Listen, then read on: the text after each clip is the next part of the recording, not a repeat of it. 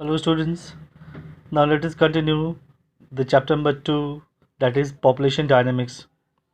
In the very previous video we had seen about population, what actually population is, what is population density. Thereafter we had also seen the population distribution zone wise, for example densely populated regions, moderately populated regions and sparsely populated regions. So let us recall from here densely populated regions. Students, first of all, I must tell you all that the regions of the world that have favorable climatic conditions for human habitation and opportunities for economic activities are the densely populated regions. So we can say countries like China, Japan, Bangladesh, India, Pakistan, Sri Lanka, etc. They come under the densely populated regions. Okay, so you can say in broader sense, if we say the continent wise, then densely populated regions include Eastern Asia, South Asia, Western Europe, and East Central North America. And basically, the fertile floodplains, you can say plain areas that are ideal for the densely populated regions. Second is moderately populated areas. The areas which are neither too densely populated nor too sparsely populated, such areas are categorized as moderately populated areas. These areas are rich in irrigation and mining activities.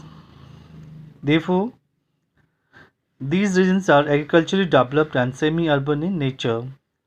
Areas where population is between 50 and 100 persons per square kilometer. And the nations that come under the moderately populated regions are central part of USA, southern Russia, West Africa, Eastern Europe, Peninsula India, South America, and central China. Thereafter, the third type, that is sparsely populated areas or sparsely populated regions. The hot deserts and cold deserts and hilly terrains are the areas with the least population. Be inevitable that such relief features, you can say mountains, hills, etc., they do not support the what moderately or densely populated regions. Areas where population is less than 50 persons per square kilometer. And example of, you can say, especially populated regions could be the Sahara Desert of Africa, the Kalahari Desert in Africa, the Arabian Desert, the Gobi Desert, the Taklamakan Desert, and the Thar Desert in uh, in Asia. Thereafter, tropical forest and mid-world mountain range are sparsely populated areas of the world. Now let us recall about the factors which affect the distribution of population. Students, there are numerous factors which affect the distribution of population. So we'll go point wise. For example, let's see the physical factors.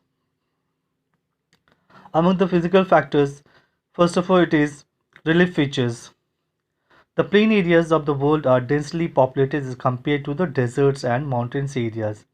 Other plain areas are rich in fertile soil and they have adequate irrigation facilities, transport, and communication facilities.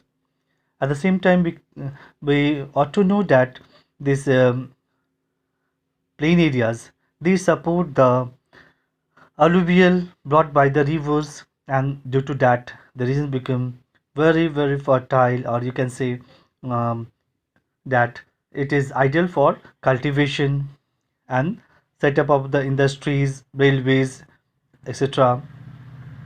You have to know that the in percentage it is alluvial which is ranking first, and it is having aggregate 45.6% in India. Thereafter, climate, another factor. Climate also dominates the relief features in influencing population. Adequate climatic conditions attract population and area. At the same time, extreme climatic conditions discourage the concentration of people, while moderate climatic conditions attract them. So, we can say temperate areas of the world have higher population. Third is soil. Soil is also an important factor in determining the density of population. The areas with fertile soil like the northern plains support high population density than those with infertile soils like deserts. You have to know that the northern plains are drained by the rivers like Indus, Ganga, and Brahmaputra. The fourth point, that is water resources and availability of water. Water is one of the most significant needs of human beings. Most of the early civilizations were developed near water areas. I hope you all remember the civilizations, like the very first one in this world civilization, or also called Harappan civilization. They after Mesopotamian civilization, Chinese civilization, etc. The next point is natural vegetation. Natural vegetation plays a significant role in determining the population of an area. Dense forest areas and thorny forests are not adequate for human settlement. The equatorial dense forests like the Amazon basin, the Congo basin are not capable of supporting high population densities. The density of population higher in the grasslands. So, students, these were the factors affecting the distribution of population, and basically we read the factors under the heading physical factors. Now let us see another factors, economic and cultural factors. So among it, first of all, it is mineral resources. The areas rich in minerals attract more people as compared to the barren desert areas. Hence, the mineral rich areas are densely populated. At the same time, students, you have to know that if we compare the places like plains, plateaus, mountains, hills, valleys, etc., so among them, plateaus are the landforms or the features where the mineral resources are in abundance, or you can say there's a stock of minerals in the plateau region. Next is industries. Industrial areas offer massive employment opportunities which attract a huge population.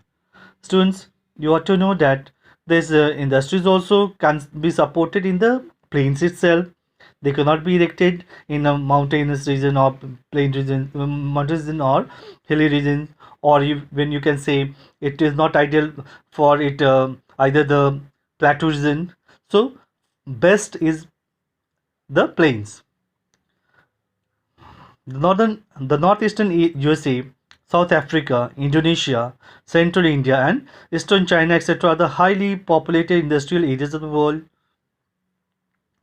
Third factor is transport, urbanization, migration, and the government policies. What being said, the above factors are also responsible for the growth of population. The areas which are well connected with transport system are more populated than the remote areas. You know quite well that remote areas, they are far-flung areas, and they are not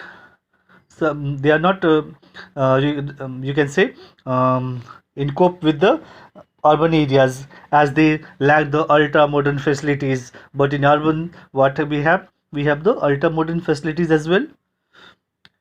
Next is population growth. The growth of population is the change in the total number of inhabitants of an area during a specific period of time.